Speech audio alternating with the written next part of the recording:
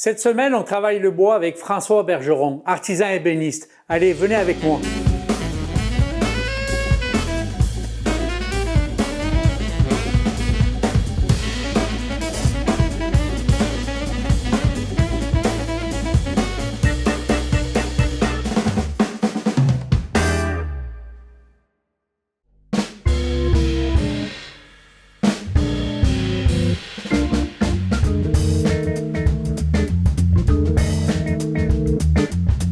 Chaque essence que vous voyez ici, il n'y a aucune teinture, donc c'est vraiment sa couleur naturelle. Ce que vous voyez dans le modèle du bois ici, c'est vraiment en quelque sorte la représentation sur le sens de la fibre du bois. Okay. Tandis que ça ici, c'est pareil comme si j'avais pris cette section-là et que j'avais redisposé ici. Vous avez un petit morceau de bois pour l'expliquer un peu? Et mieux? Voilà. Donc ça, c'est le cœur du bois, hein? Parce qu'on dit qu'il y a des cercles... Ça peut être le cœur, comme ça peut être une autre partie du bois aussi. Si on prenait, par exemple, un arbre qui pousse vers le haut, on tronçonnerait, mettons, l'arbre à une certaine hauteur. Et ce qu'on verrait à vol d'oiseau, là, c'est ça ici. C'est ce qu'on voit ici, c'est ce qu'on appelle du bout de grain. OK. L'avantage qu'on retrouve du bout de grain, c'est que lorsqu'on vraiment passe un couteau, au lieu de tronçonner en quelque sorte un peu la fameuse fibre, comme ça ici, c'est qu'on va se faufiler au travers des fibres sans la couper. Donc, ces planches-là sont presque indestructibles avec le temps, étant donné que la fibre est jamais en quelque sorte un peu exposée. Donc, ça rend plus résistant. Et voilà. Et de plus aussi, c'est que peu importe l'essence qu'on va utiliser, le bois demeure toujours quelque chose qui va demeurer vivant. En l'occurrence, après le passage du couteau, les fibres vont avoir tendance à reprendre sa position telle qu'elle l'était au début. Moi, ce que je fais, c'est que tout ce qui a rapport avec la nourriture, je travaille qu'avec du bois dur. Juste avec des feuillus. Donc, dans les feuillus, il y a différentes sortes d'arbres qui ont des densités différentes. Donc, si on compare, mettons, un chêne avec, mettons, un peuplier, bien, le chêne va être beaucoup plus serré au niveau de ses fibres que le peuplier peut l'être. D'accord. Mais ça fait quand même des pièces qui sont vraiment très résistantes et très durables. Bon. Donc, c'est sûr que dans des cas semblables, je vais utiliser ces planches-là sur le côté de la fibre, surtout pour des planches de présentation. Ça va vraiment être des planches où on peut mélanger certaines essences pour créer en quelque sorte un peu des effets visuels agréables. Ton atelier, je pense, c'est ta passion. Hein? Tu y mets beaucoup d'amour. Tu me parles d'amour depuis tantôt, mais tu y mets beaucoup, beaucoup d'amour. Dis-moi, comment ça a commencé cet amour-là? Comment c'est arrivé? Par où? Je te parle pas d'hier, là, mais de loin. Je pense que c'est d'arriver de loin. D'un, c'est que j'avais un papa qui était plutôt assez manuel. Alors, c'est un papa qui a construit son chalet, puis qui nous a en quelque sorte un peu introduit, moi et mon frère, un peu dans ce domaine-là. Et ça a été vraiment latent pendant des années, là, cette chose-là, jusqu'au temps où j'ai commencé à m'acheter des maisons. Donc, la première, j'achetais la maison, mais je finissais, exemple, peut-être l'intérieur, le sous-sol. Puis j'avais comme un plaisir à faire ce genre de travaux-là. Mais celle-ci, je voulais l'avoir vraiment à mon goût. Donc, je l'ai comme contracté et construit de toutes pièces. Alors, c'est là que j'ai mis mon expertise de l'avant là-dessus parce que j'ai fait quand même mon cours en génie civil. Mon dessous de garage a été excavé parce que je trouvais que c'était une pièce qui servait inutilement pour mettre des autos. Et à ma retraite, mais j'avais deux possibilités, soit de me bercer puis tomber malade, ou bien de pouvoir mettre à profit des choses que j'ai déjà fait dans le passé. Alors c'est là que j'ai commencé à suivre certains cours. Donc, j'ai suivi des cours de bois pour m'indiquer comment on peut faire des assemblages, comment se servir d'un bantier, comment se servir d'un planeur, comment se servir d'une dégaucheuse. Et avec le temps, j'ai comme en quelque sorte fait des essais et des erreurs, évidemment. Mais par la suite, là, j'ai comme raffiné un peu plus mes techniques. François, on s'en va pour la confection de quoi? C'est quoi que tu vas réaliser avec ces bois-là? Ce qu'on va réaliser avec ces bois-là, ça va être ce qu'on appelle des blocs de boucher. Donc, c'est vraiment des blocs, comme je l'ai expliqué tantôt, où la fibre pointe vers le haut. Et c'est vraiment des planches qui sont vraiment beaucoup plus durables, puis avec un usage vraiment assez élevé. Donc là, ce que j'ai fait, après les avoir planés, c'est qu'on va vraiment, en quelque sorte, les sectionner. Et la colle que j'utilise, c'est vraiment une colle de grade alimentaire parce qu'il faut toujours garder en tête qu'on va vraiment manipuler soit des légumes ou des viandes ou peu importe. C'est vraiment en quelque sorte des planches qui vont avoir un caractère vraiment plutôt orienté vers le sanitaire. D'accord. Donc là, ce que j'ai fait, c'est que pour pouvoir être en mesure de retrouver des planches en bout de grain, c'est que j'ai pris cette planche-là que j'ai sectionnée en longueur d'1,5 pouce. Alors, si on les permute de cette façon-là, ici, là, l'une par rapport à l'autre, c'est que là, on part d'une planche qui était vraiment sur le sens de la fibre du bois et on vient vraiment, en quelque sorte, la disposer en bout de grain. OK. Alors là, ce que ça fait, c'est que là, cette planche-là, si on passe un couteau de façon répétitive, le couteau va vraiment, en quelque sorte, toujours passer au travers des fibres. D'accord. Donc, ça se trouve être vraiment la section initiale et ça va donner, en quelque sorte, un peu l'image à peu près de ce que ça va représenter comme visuel au niveau de la planche de bout de grain. D'accord. Donc là, je vois en plus là, qu'il y a des petits montages niveau couleur et tout. Là. Oui. Tantôt, tu me disais que c'était madame qui s'occupait de ça? Bien, c'est sûr qu'ici, quand on parle du positionnement de chacune des morceaux de bois, ma conjointe est vraiment beaucoup plus artistique que moi à ce niveau-là. Donc, c'est elle qui va en quelque sorte me suggérer de positionner ces morceaux de bois-là à des espaces bien précis. C'est sûr que ce qu'on voit ici, bien, c'est vraiment en quelque sorte un peu le laminage de certaines essences de bois, qui sont tous des bois durs, évidemment. Oui. Et c'est là où, à un moment donné, on en arrive à trouver un motif qui va être vraiment différent. Alors ça ici, c'est une autre planche, comme je vous ai montré tantôt, Oui. avec différentes essences qui ont été en quelque sorte utilisées. On parle toujours de bois feuillu, donc c'est des bois durs, dans lequel j'ai tout sectionné avec la même hauteur ici. Donc, c'est 1,5 pouce.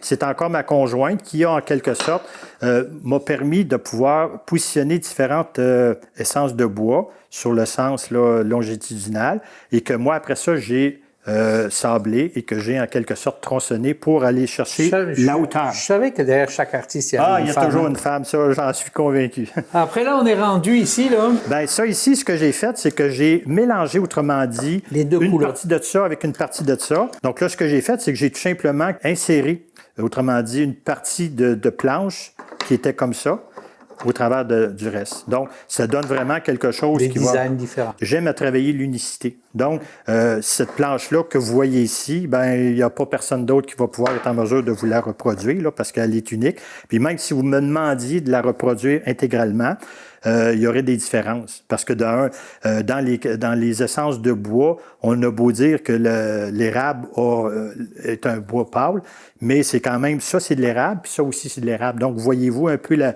variété d'essences qu'il peut y avoir là-dessus. Mais là, avant de recoller ça, il faut vraiment s'assurer que tous les joints qui en soient vont être jumelés, soient vraiment parfaits. Donc avant là, que je puisse coller ça, avant de les coller, c'est qu'il va falloir que ça soit ressablé pour que ça ici, ça soit aussi simple que ça ici. D'accord. Donc là, François, tu vas me montrer comment on va réaliser ça. C'est ça. Autrement dit, on va aller faire quelques tranches de cette hauteur-là, ici, là, qui va devenir en quelque sorte du bout de grain. OK. C'est bon? Allons-y. Ça, c'est un poussoir. Donc ça, je vais toujours m'arranger de l'avoir en main, étant donné qu'une lame, ça ne pardonne pas au niveau des doigts. Quand je suis quand même assez loin avec mon autre main, c'est que je n'utiliserai pas ce poussoir-là pour être en mesure de le faire. OK.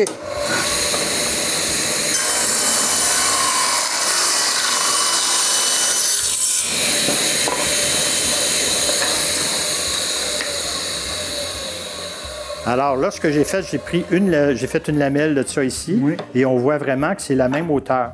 Donc, tantôt, ce qu'on va faire, c'est qu'on va pouvoir l'insérer dans l'autre bloc qu'on a vu tantôt. OK. Alors, je te laisse aller. Allez, on y va. Alors ici. Vas-y.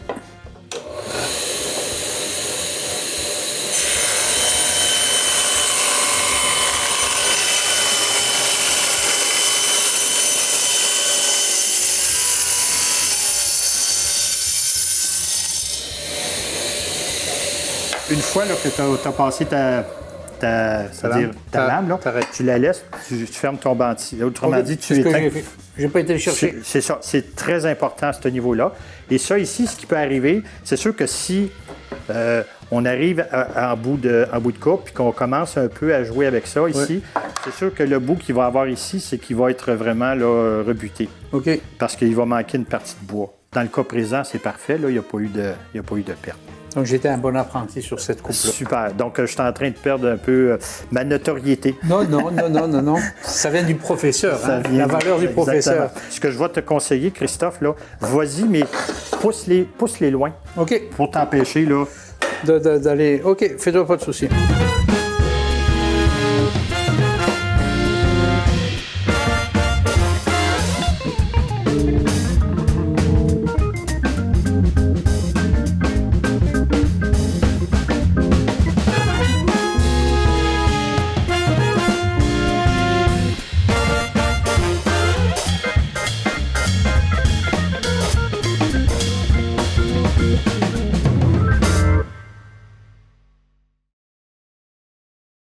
Donc, la retraite est arrivée, on a commencé à bricoler. Tantôt, tu me disais que tu avais inondé toute la famille de bibelots, hein, comme on peut dire, ou des essais que tu as faits. Mais après, il y a eu une autre évolution, c'est que tu as été faire des salons. Ouais. Donc, comment ça a été, ça, après, dans la suite? C'est qu'après, comme avoir inondé les armoires de mes frères et sœurs et mes copains, bien, c'est là que ma conjointe m'a un peu incité à m'inscrire à des salons des métiers d'art. Mais ce n'est pas un gagne-pain pour nous. Donc, c'est vraiment pour moi, là, c'est du plaisir. Donc, c'est vraiment de nourrir ma passion, là. Alors, c'est sûr que d'année en année, c'est elle qui va en quelque sorte m'inscrire à des salons des métiers d'art. Elle va tout faire en quelque sorte. Le côté administratif, les demandes, parce que c'est pas parce qu'on est inscrit à un salon des métiers d'art qu'on est nécessairement accepté. Et puis, elle m'accompagne. Donc, quand on fait le montage des salons des métiers d'art, que ce soit dans n'importe lequel des localités avoisinantes, c'est elle qui va avoir un peu le contrôle de pouvoir savoir comment on va...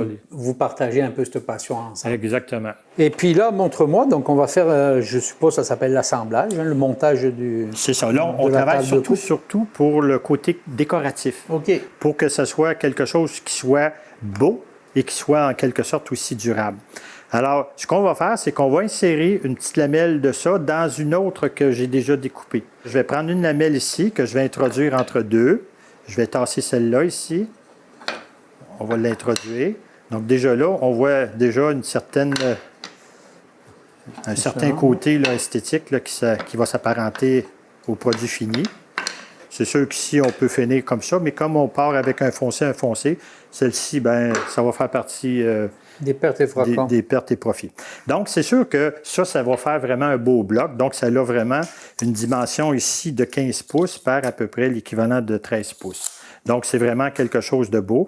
Mais surtout que lorsqu'on travaille avec du bois dur, donc du bois franc, c'est sûr que les planches, une fois collées, ça va devenir des pièces qui vont être excessivement pesantes. Ouais. Donc, c'est pour ça que je ne m'arrange pas pour en faire des modèles gros, trop... Ça serait trop lourd. Pour essayer de voir un peu le côté fini, c'est sûr que ça peut déjà être beau, mais ce qu'on peut faire, c'est qu'on peut en permuter une sur deux dans les foncés. C'est ce que Nicole, la championne, nous racontait tantôt. Exactement. Donc, si je leur permute ici, celle-là, je la permute ici, et celle-là, je vais la permuter. Donc, ça fait déjà quelque chose qui est différent. Donc, c'est sans dire que c'est psychédélique. C'est ce qu'on appelle, nous, dans notre langage, de Nicole et moi, des mosaïques. Donc, on peut refaire la même affaire avec l'autre bloc qu'on a coupé. On va les permuter un par rapport à l'autre. La prochaine étape, ça va vraiment de retravailler, autrement dit, les joints. Il faut que ça soit tout bien, que ça s'arrime aussi bien comme les joints que j'ai pu faire ici à l'interne. Là, les gens ne le voient pas, mais moi, je passe la main, ça accroche. Donc, quand tu vas finir tout ça, après, tu vas ça va être ressablé. Ressablé au complet, donc tout va être en ligne. C'est ça. Tout va être ici égal. Ouais. Là, ça va être rattrapé parce qu'on va raboter un peu d'ici. Exactement. Donc, après, il n'y aura plus de trous. Puis avec les presses, en pressant et en mettant ta colle. C'est ça. Et quand on utilise la colle que j'utilise, qu'on appelle la taille bande 3, c'est vraiment une colle de grade alimentaire. La colle qui est vraiment mise entre cette partie-là et celle-ci, elle a un pouvoir de retenir les parties de bois beaucoup plus c'est-à-dire plus forte que dans la fibre elle-même. Okay. Donc, si jamais il y avait quelque chose qui devait en quelque sorte céder entre ce joint-là et ça serait vraiment dans la fibre que ça va se... Donc, une fois que c'est collé, ça bouge plus du tout. Ce que j'utilise, c'est des papiers de verre. Donc, quand on regarde du papier de verre le plus grossier, quand on parle, exemple, du papier de verre numéro 40, là, c'est pareil comme si dans un pouce carré, j'avais 40 petits grains de fer qui me permettraient de pouvoir aplanir de façon plus précise là-dessus. Mais moi, dans ma technique à moi, je vais utiliser du 40, du 60, du 80, du 100, du 120, du 240, du 320 et du 400. OK. Donc, à 400, là, ça devient comme... Puis je vous dirais même qu'au-delà du 240, là, on vient vraiment beaucoup plus chercher à polir, en quelque sorte, un peu le bois. C'est fin. C'est ça, c'est très fin. Mais ça donne un résultat qui est vraiment impeccable. Bon, bien, tu vas nous amener voir ces résultats-là? Avec plaisir.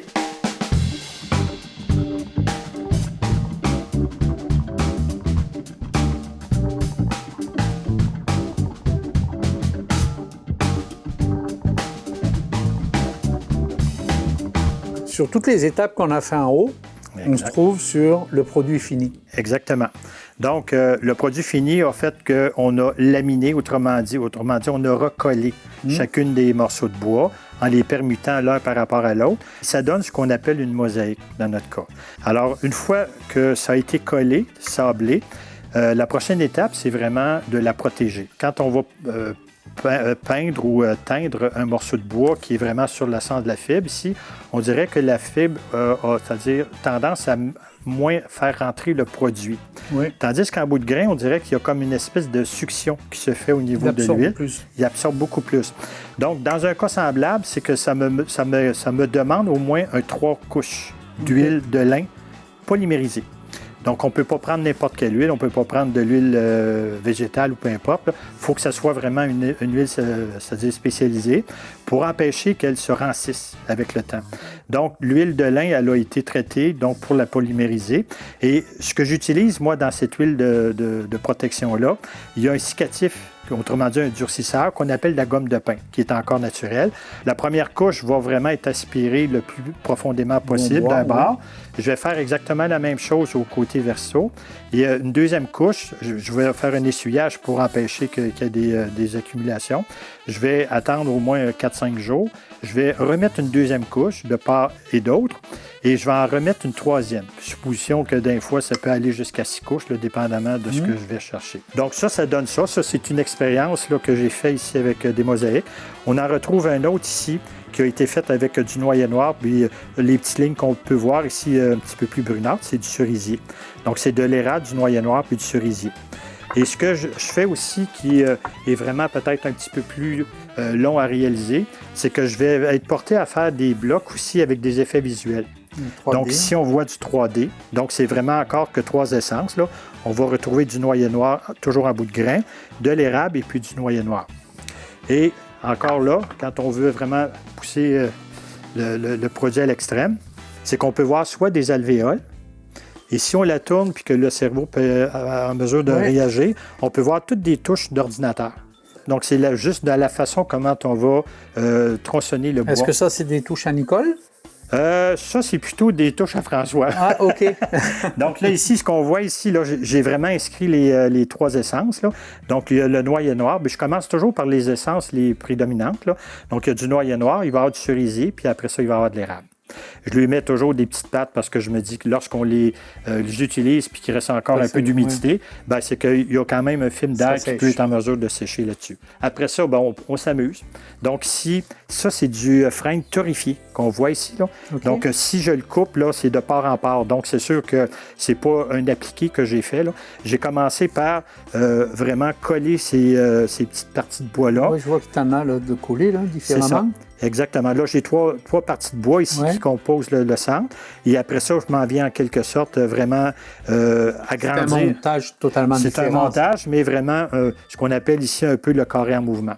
OK. Après, il y a d'autres techniques. Je vois qu'il y a des formes différentes, d'autres techniques. Tu peux nous expliquer ça? Alors ici, si on regarde, c'est une planche qui est vraiment de présentation. Donc, c'est une petite planche à fromage que j'ai fait.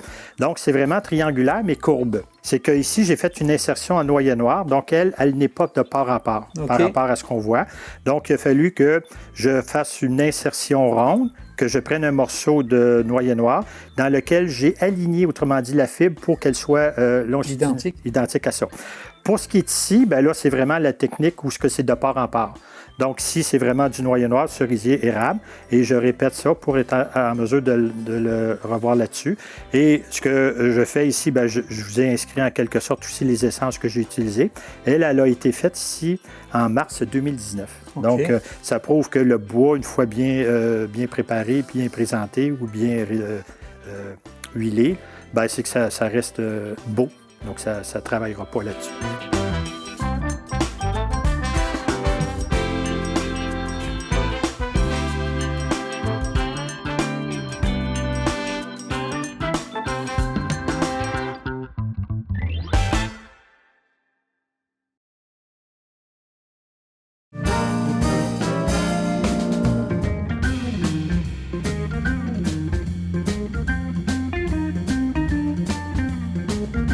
Ça, c'est vraiment l'atelier dont je vais utiliser surtout pour compléter définitivement mes planches.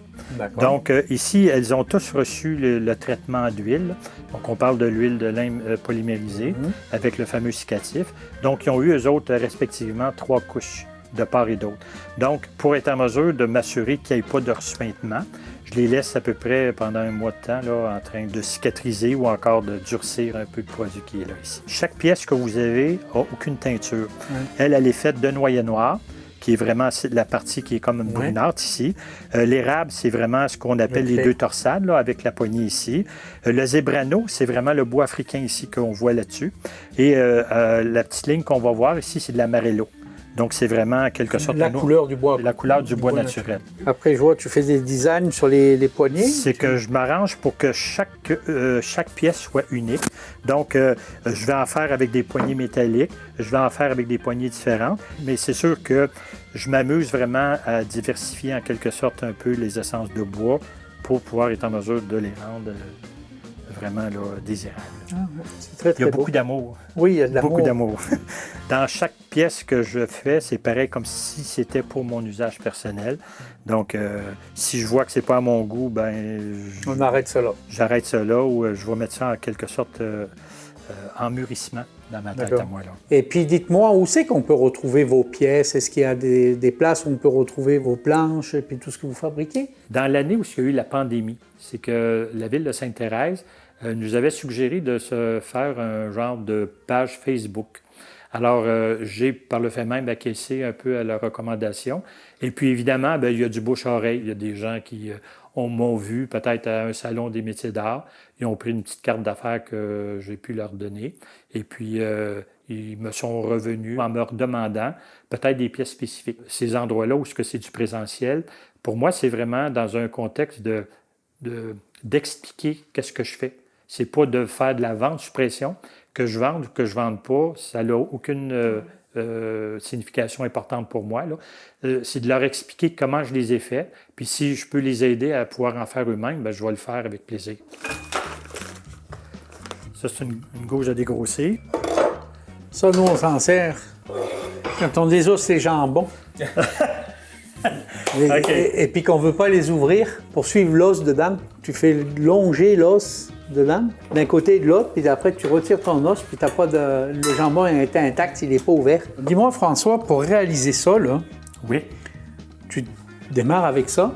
C'est ça, explique-moi ça. Ce qu'on a fait tantôt, c'était vraiment du montage de bois, donc c'était vraiment en quelque sorte des essences de bois qui ont été collées, qui ont été laminées ensemble, et on en fait en quelque sorte un peu une épaisseur qui pourrait correspondre à peu près à cette hauteur-là ici. Okay. Donc, c'est ce qu'on appelle ici, dans le jargon du tournage, une ébauche. Alors, cette ébauche-là, dans un premier temps, c'est que je vais m'arranger avec des gausses, ce qu'on appelle les fameux couteaux, avec un porte-outils. Là, on va vraiment, en quelque sorte, s'arranger pour que, lorsqu'on va le tourner, qu'on puisse dégrossir, en quelque sorte, un peu la pièce et l'arrondir. Alors là, ce qu'on va faire, une fois que ça va être fait, après ça, on va pouvoir creuser encore avec ce qu'on appelle des gausses. Là, ici, j'ai une gauche à dégrossir, mais j'ai des gauches à bol, donc ça fait que la coupe n'est pas la même que ce qu'on va retrouver là-dessus, sur l'appareil ici, là-dessus. Donc, une fois qu'on arrive à faire quelque chose de rond, alors si on voyait l'article, ça pourrait être aussi simple que de voir cette pièce-là qui peut avoir été machinée pour pouvoir en arriver à un résultat semblable. Donc, dans le cas présent ici, c'est vraiment un bol qu'on considère pour un bol à laine, là. Alors, on fait vraiment les trous nécessaires pour que la laine puisse s'enfiler sans qu'elle sorte du bol. Après, on a une pièce là un peu plus particulière. Explique-moi ce que c'est, ça. Ça, c'est un chandelier. Donc, ce qu'on voit ici, là, le bois, l'essence de bois qu'on parle ici, là, c'est vraiment une essence de bois qui est typique au Québec. C'est ce qu'on appelle de la plaine d'ambrosia. C'est vraiment de l'érable qui va en quelque sorte déligner en bois. Et quand ils voient en quelque sorte un morceau de bois de cette nature-là, c'est qu'ils les mettent de côté parce que c'est des bois qui sont recherchés pour les tourneurs de bois. Moi, je trouvais ça tellement beau. Donc, c'est vraiment un champignon qui a en quelque sorte un peu affecté la couleur de l'érable. D'accord.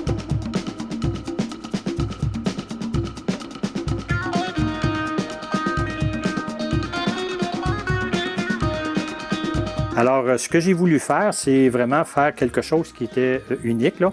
Donc, les fameuses parties que vous voyez qui sont allongées, c'est ce qu'on appelle des torsades. Donc, c'est vraiment pas dans l'optique que du bois en bout de grain, c'est vraiment du bois lamelé, mais c'est vraiment pour être en mesure de faire des repas partage, en l'occurrence. Donc, c'est vraiment quelque chose qui est vraiment beau. Et quand le repas est terminé, les gens, ben, ils peuvent le laisser sur un centre de table, mettre un bouquet. Le dessous, j'ai comme un mécanisme que j'achète, métallique, qui me permet de pouvoir être en mesure de faire, de positionner une partie là, qui va être déposée sur une surface. Et après ça, l'autre partie, bien là, elle peut être en quelque sorte maintenue là, avec l'autre partie métallique pour le tourner. Moi, j'aime bien poser des questions des fois quand il y a des choses que je vois, là. Ben oui, avec ça. Alors, pourquoi il y a ce trou-là, là? C'est que ce seul trou-là qui apparaît, c'est ce qui me permet de pouvoir fixer, autrement dit, le fameux carré qui fait la chose. Là. Donc, sans faire plus de dégâts que ça. Là, on voit vraiment une vis. Ah là. oui. C'est vraiment bien pensé, je trouve.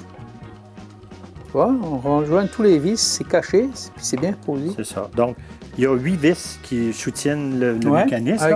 Puis il y a juste un trou qui apparente tout ça ici. La finition, ça fait une belle finition. C'est ça. François, merci beaucoup de nous avoir reçus dans ton atelier. Merci aussi à Nicole. Je vous souhaite plein de belles choses encore à venir. Bien, merci beaucoup. Puis c'était un plaisir pour moi et ma conjointe de vous accueillir.